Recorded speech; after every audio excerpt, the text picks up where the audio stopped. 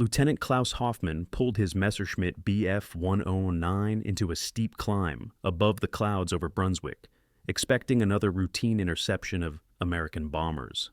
What he didn't expect was to find silver fighters with those distinctive bubble canopies still protecting the fortresses 300 miles inside the Reich. His fuel gauge showed he'd need to turn back soon, but these American escorts were still there, still fighting, still impossibly far from home. The Luftwaffe had studied intelligence reports about range capabilities. They'd calculated fuel consumption rates. They'd assured themselves no Allied fighter could follow the bombers this deep. Klaus checked his instruments again because what he was seeing contradicted everything German High Command had promised. The question burning in his mind as tracer rounds streaked past his cockpit was simple. How were these Americans still here when by every calculation they should have been ditching in the North Sea an hour ago? Before we carry on, please hit the subscribe button to make my day and let me know where you are watching from in the comments. The morning of December 8th, 1943, started like every mission before it at Debden Airfield in Essex, England. Captain Robert Harrison sat in the briefing room alongside 40 other pilots from the 354th Fighter Group, nursing lukewarm coffee that tasted like it had been brewed with motor oil. The air inside the Nissen hut was thick with cigarette smoke and nervous energy. Young men in leather jackets covered with squadron patches shifted in metal folding chairs, while the intelligence officer pulled back the curtain, covering the massive map of Europe on the wall. When the string showed their route stretching all the way to Emden, Germany, a collective murmur rippled through the room. Robert had flown Spitfires during the Battle of Britain, watching German bombers rain destruction on London, while British fighters struggled to maintain air superiority. He'd transitioned to P-47 Thunderbolts earlier that year, flying escort missions that never penetrated more than 100 miles into occupied Europe before fuel constraints forced them to abandon the bombers and turn back. The flying fortresses and liberators continued alone into the teeth of German fighter defenses, suffering catastrophic losses that sometimes approached 30%. Entire bomb groups were decimated by swarms of Messerschmitts and Focke-Wulfs that knew exactly when the escorts had to leave. The bomber crews called it running the gauntlet, and their survival odds decreased with every mile deeper into the Reich. The P-51 Mustang changed the mathematics of aerial warfare in ways the Luftwaffe High Command initially refused to believe. When Robert first climbed into the cockpit of his assigned aircraft 3 weeks earlier, he'd been skeptical about the fighter that looked almost delicate compared to the brutish Thunderbolt. The Mustang was sleek where the P-47 was blocky, graceful where the Thunderbolt was powerful. But once he'd taken her up and felt the responsiveness of the controls, experienced the incredible visibility through that bubble canopy, and understood what the Packard-built Rolls-Royce Merlin engine could do at high altitude, his skepticism evaporated. This aircraft represented something revolutionary, a fighter that could escort bombers all the way to targets deep in Germany and still have enough fuel to fight its way home. The intelligence officer, a thin major with wire-rimmed glasses who looked like he belonged in a library rather than a military briefing room, explained the mission parameters with clinical precision. 270 B-17 flying fortresses would strike industrial targets in northwestern Germany. The P-51s would provide penetration escort, staying with the bombers through the most dangerous portions of the route. Each Mustang carried two 75-gallon drop tanks under its wings, paper-thin metal containers that doubled the aircraft's range but created additional drag and weight. The major explained fuel consumption rates, waypoints for tank drops, and contingency plans if weather deteriorated. What he didn't adequately convey was the absolute necessity of managing fuel with precision that left zero margin for error. Lieutenant Frank Carlson, a 22-year-old from Minnesota who flew as Robert's wingman, leaned over and whispered that the fuel calculations looked tighter than a banker's fist. Frank had graduated flight school just 6 months earlier and possessed the kind of optimistic fearlessness that came from insufficient experience with how quickly things could go catastrophically wrong. Robert appreciated the kid's enthusiasm, but worried about his tendency to be aggressive in combat situations that required patience and fuel conservation. The Mustang's range advantage only mattered if pilots exercised ironclad discipline about throttle settings, mixture controls, and knowing exactly when to break off engagement to preserve fuel for the journey home. They took off at 0900 hours into clear December skies that seemed almost mockingly beautiful for what they were about to attempt. Robert's Mustang, christened Kentucky Girl after his hometown, climbed smoothly through scattered clouds with Frank's aircraft tucked in tight on his right wing. The formation assembled over the English coast, 48 P-51s arranged in flights of 4, stacked in altitude brackets that would allow them to dive on attacking German fighters while maintaining protective coverage over the bomber stream. The bombers themselves were a magnificent and terrible sight. Hundreds of 4-engine fortresses arranged in combat boxes that stretched for miles, each aircraft bristling with 50-caliber machine guns and carrying tons of high-explosive ordnance destined for German industrial infrastructure.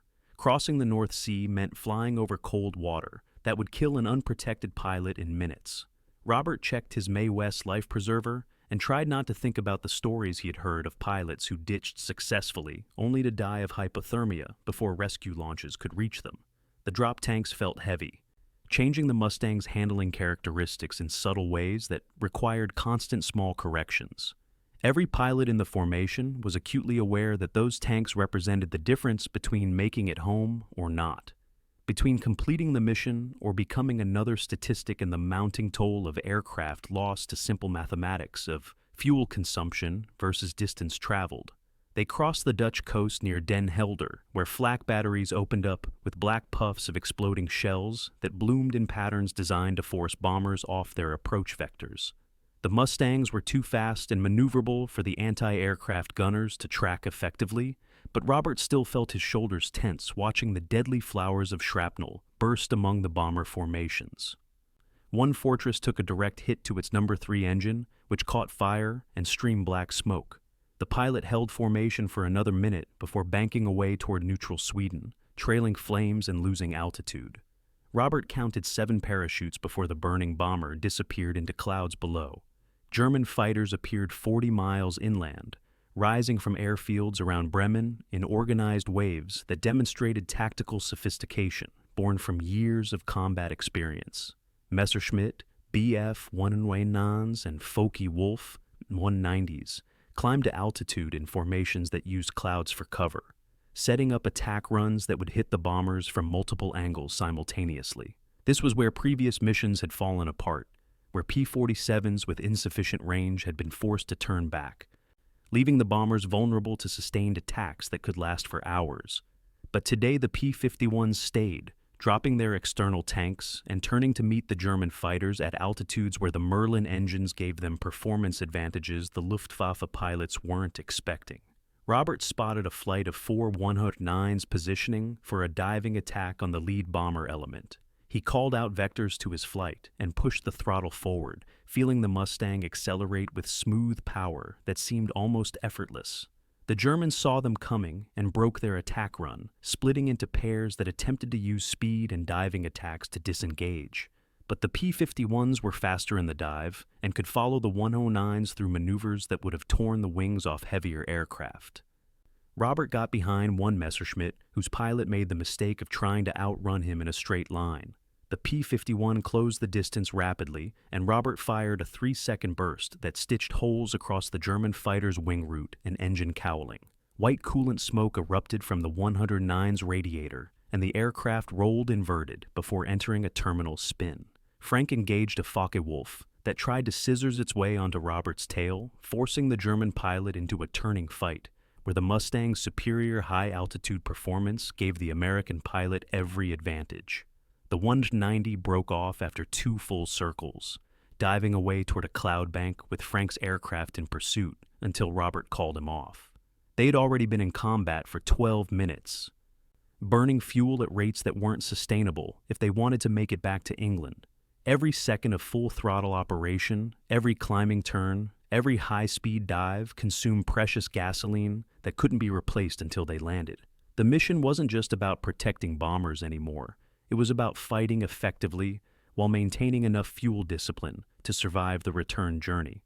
The bomber stream pressed deeper into Germany while the P-51s maintained their protective screen, engaging German fighters that kept probing for weaknesses in the escort coverage. Klaus Hoffmann watched from 8,000 feet above, his 109 circling in a position that gave him tactical perspective on the entire aerial battlefield. He'd been flying combat missions since the Battle of Britain in 1940 and had accumulated enough experience to recognize when something fundamental had changed. These American fighters weren't just making brief appearances at the edges of their range. They were staying with the bombers throughout the entire penetration route, fighting with the kind of tactical patience that suggested they had fuel reserves to spare. Klaus led his squadron down in a coordinated attack that targeted a gap between P-51 flights, aiming for a bomber element that momentarily lacked close fighter protection. They dove at speeds approaching 400 miles per hour, building energy that could be traded for altitude or turning performance in the inevitable dogfight that would follow. But before they could reach firing range on the bombers, 4 Mustangs peeled off from higher altitude and intercepted them with deflection shots that forced the German formation to break apart. Klaus pulled into a hard climbing turn that grayed out his vision, searching for the American who'd just forced him defensive. He found the P-51 1,000 feet above, positioning for another attack run with patient precision that spoke of professional competence. The 2 aircraft entered a vertical rolling scissors, each pilot attempting to force the other to overshoot and provide a firing opportunity. Klaus had superior experience and excellent tactical instincts, but the Mustang pilot refused to make mistakes that could be exploited. After 4 full cycles through the complex 3-dimensional maneuver, Klaus's fuel warning light illuminated on his instrument panel. He'd already been airborne for an hour, and the high-power combat maneuvering had consumed fuel at prodigious rates. The standing orders from Fighter Command were clear: preserve aircraft and pilots rather than pursuing individual victories that might result in losses to fuel starvation. Klaus broke off the engagement with a reluctant wing waggle that the American pilot might have interpreted as acknowledgement of worthy opponent, or might have simply seen as German fighter running away. Robert watched the 109 dive away toward its base, noting how the German pilot had fought with skill, but also with the kind of fuel consciousness that suggested Luftwaffe fighters were also operating near their maximum range limits. The difference was the Germans were fighting over their own territory, where a dead engine meant a forced landing at a friendly airfield, rather than a ditching in the North Sea or a bailout over occupied Europe. Every P-51 pilot understood that their margin for error was measured in gallons of aviation gasoline that were burning away with every minute they remained over enemy territory. The bombers reached their target area near Emden and began their bombing runs, maintaining tight formations while flak batteries filled the sky with exploding shells that rocked the heavy aircraft and sent shrapnel tearing through aluminum skin. The P-51s couldn't protect the bombers from anti-aircraft fire, so they maintained patrol patterns at altitude, watching for German fighters that might try to attack during the vulnerable period when the fortresses were locked into their straight and level bombing runs. 3 bombers went down to flak damage, trailing fire and debris while surviving crew members bailed out into freezing air at 20,000 feet. Robert watched the parachutes drift down and knew those men were heading for prisoner of war camps if they survived the descent. The return journey began with all surviving bombers turning west toward the long flight back to England. This was when fuel management became critical for the escort fighters. Robert checked his fuel gauges and calculated range versus distance, factoring in headwinds that would increase fuel consumption during the return leg. The mathematics were uncomfortably tight, even under ideal conditions. Any combat engagement on the return route, any need to increase power to deal with weather or navigational issues, any unplanned deviation from the most fuel-efficient cruise settings would transform tight margins into insufficient fuel to reach England. Frank called out bandits at 3 o'clock high, German fighters positioning for attacks on the rear bomber elements. Robert checked his fuel gauges again and made the calculation every escort pilot dreaded: engage and risk running out of fuel over the North Sea, or maintain fuel-conserving cruise power and watch bombers get shot down by fighters they could have intercepted. He chose to engage because that was what they'd come here to do, but the decision meant accepting risks that could prove fatal in the next hour. The dogfight that followed was brief and brutal. Robert got solid hits on a Focke-Wulf that had committed to a gun pass on a struggling fortress with one engine feathered.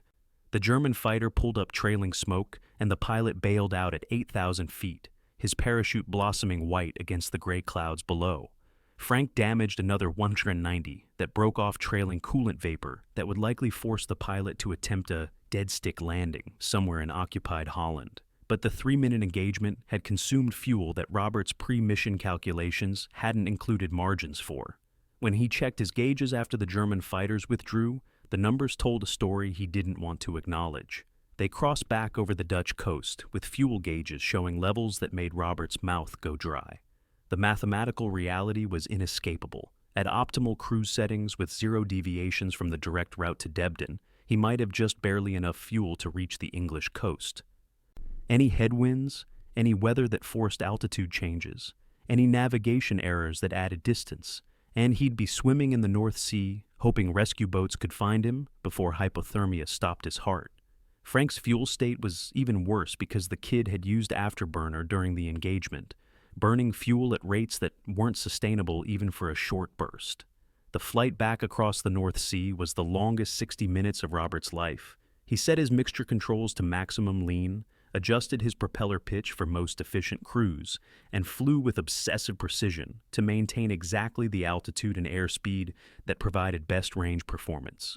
The Mustang's Merlin engine purred with smooth power that was beautiful and terrifying because every revolution consumed fuel from tanks that were approaching empty. Robert did calculations in his head, estimating fuel remaining versus distance to go, updating his numbers every few minutes as landmarks confirmed their position and ground speed. Frank's voice on the radio was tight with tension when he reported his fuel gauges showing levels below what the manual said was minimum for sustained flight. The kid had maybe 15 minutes of flying time left, possibly less if he'd been reading his gauges optimistically. Robert told him to maintain formation and keep his mixture lean, knowing the advice was inadequate but having nothing better to offer. Abandoning a wingman wasn't acceptable under any circumstances, but there was literally nothing Robert could do to transfer fuel from his own tanks to Frank's aircraft. They would both make it to England or they'd both ditch in the sea, and the mathematics suggested the latter was becoming more likely with every minute that passed. The English coast appeared through haze as the most beautiful sight Robert had ever seen, white cliffs that represented survival, and the possibility of sleeping in an actual bed, rather than dying of exposure in freezing water. But they were still 20 miles from landfall when Frank's engine coughed once, twice, then quit entirely as the last vapors of fuel were consumed from tanks that had been pushed beyond any reasonable limits. The Mustang's propeller windmilled uselessly as Frank transmitted his position and intention to ditch, his voice professionally calm, despite facing the prospect of controlled crash into water, cold enough to kill.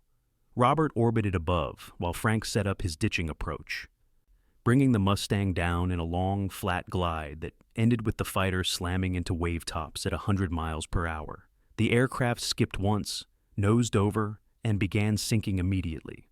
Robert watched Frank pop his canopy and struggle out of the sinking cockpit, climbing onto the wing as seawater poured into the fuselage.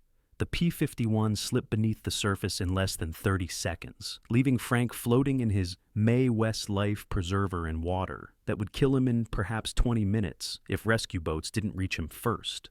Robert transmitted Frank's exact position and stayed overhead, despite his own fuel gauges reading nearly empty, circling the spot where his wingman struggled to survive in water so cold it was already causing muscular paralysis. British air-sea rescue launches were fast and professional, but they needed time to reach locations that were dozens of miles from the nearest ports. Robert could see Frank's orange life preserver against the gray water, could see the kid waving to show he was still conscious and functional. The Merlin engine consumed the last fuel in Robert's tanks with mechanical indifference to the human drama playing out below.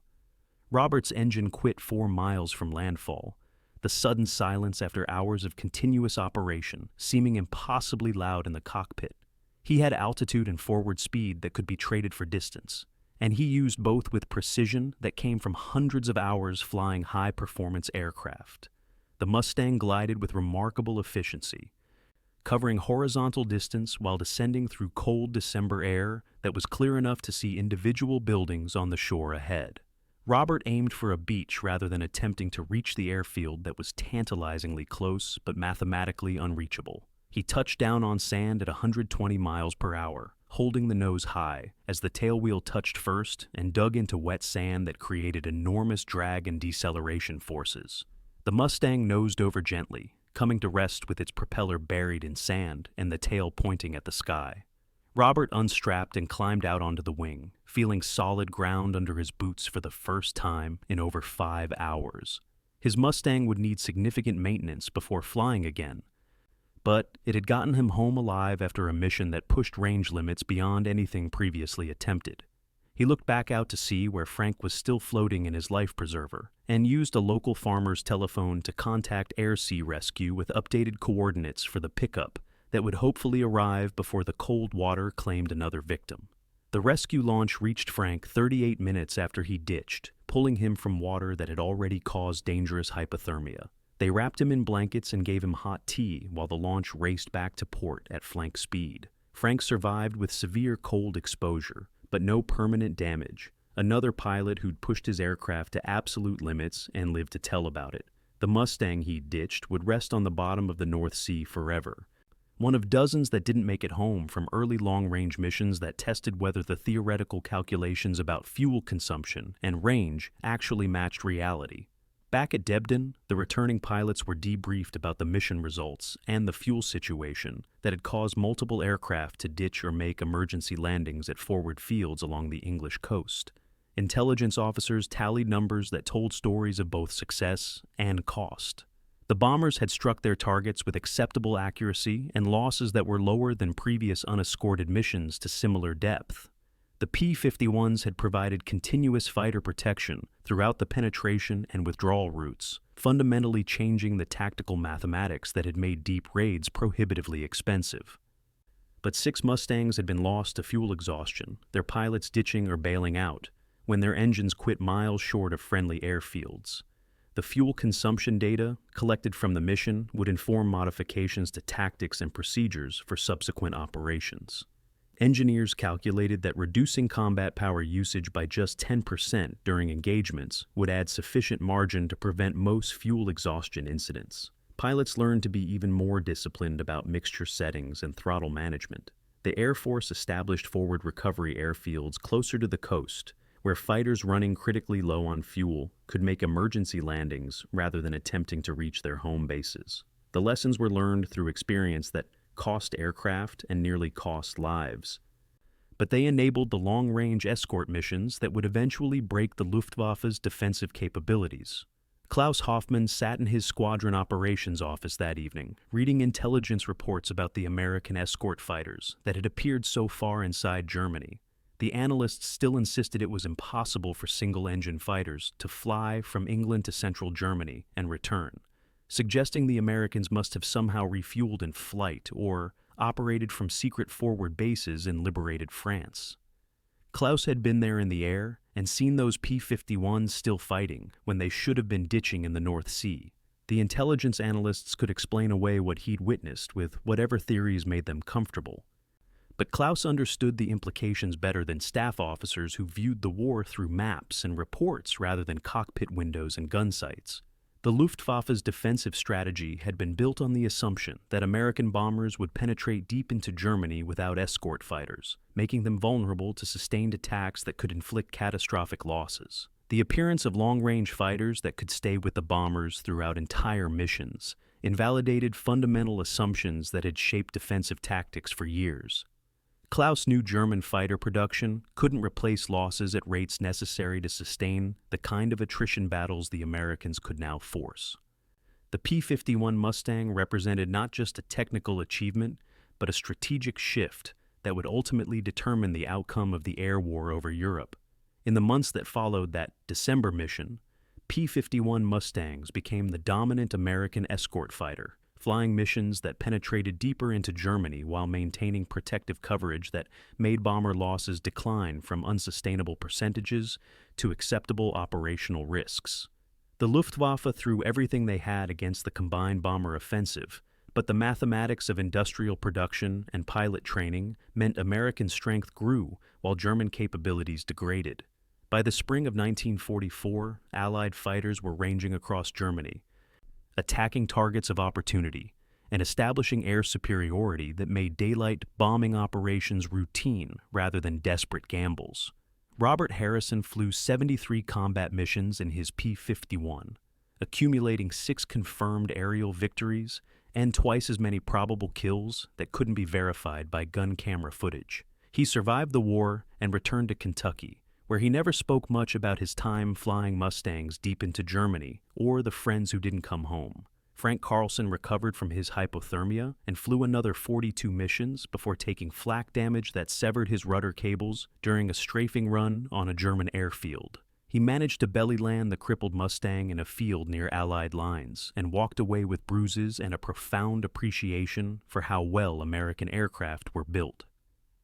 Klaus Hoffmann flew until fuel shortages and pilot attrition made it impossible for the Luftwaffe to mount effective defensive operations. He survived the war with 41 confirmed victories and deep respect for the American pilots who'd learned to fight with both skill and the kind of industrial backing that Germany could never match. After the war, he corresponded with several former opponents, including one memorable exchange with a P-51 pilot who might have been the same American he'd fought above Brunswick that December day, when the mathematics of aerial warfare changed forever. The P-51 Mustang wasn't perfect, and early missions pushed its range capabilities to limits that cost aircraft and nearly cost lives, but it proved that single-engine fighters could fly deep into enemy territory, fight effectively, and return home if pilots exercised iron discipline about fuel management. The Germans had calculated that such operations were impossible based on fuel consumption rates and distances involved, and their calculations would have been correct for any previous fighter. What they failed to account for was how American engineering, industrial capacity, and pilot training combined to create an aircraft that changed fundamental assumptions about what was possible. The cost was measured in Mustangs that ditched in the North Sea or made emergency landings at forward fields with fuel gauges reading empty. It was measured in pilots who survived hypothermia in freezing water while waiting for rescue boats to arrive. It was measured in lessons learned through experience rather than simulation or calculation. But the achievement was measured in bomber losses that declined from unsustainable to acceptable, in German fighter forces that were systematically destroyed, and in air superiority that enabled the Allied invasion of Europe. Robert Harrison's Kentucky Girl was eventually repaired after her beach landing and flew another 16 missions before being retired from combat operations. She ended her service as a training aircraft in the United States, teaching new pilots how to handle the Mustang's combination of power and grace. Frank Carlson's ditched P-51 was never recovered, resting somewhere on the bottom of the North Sea alongside dozens of other fighters that gave their pilots just enough range to almost make it home. The story of those early long-range missions became part of the legend surrounding the P-51 Mustang, a fighter that changed the course of the air war through technical excellence and the courage of pilots who pushed range limits beyond what seemed possible. The Germans couldn't believe Allied fighters could cross such distances and still have fuel to fight. They calculated the mathematics and declared it impossible based on fuel consumption versus available tankage. What they failed to account for was how impossibility is just another obstacle to be overcome when the stakes are high enough, and the people attempting it refuse to accept limitations others consider absolute. The P-51s kept coming, deeper into Germany than escorts had ever flown before, and some of them never went home because they'd burned their last fuel-keeping bombers safe and fighting German interceptors. But enough of them made it back to prove the concept worked. And that made all the difference in a war where air superiority determined which armies could move and which industrial centers could continue production. The Mustang didn't win the war by itself, but it made winning possible by changing what everyone thought fighters could accomplish when pushed beyond reasonable limits by pilots who refused to let mathematics stop them from completing the mission.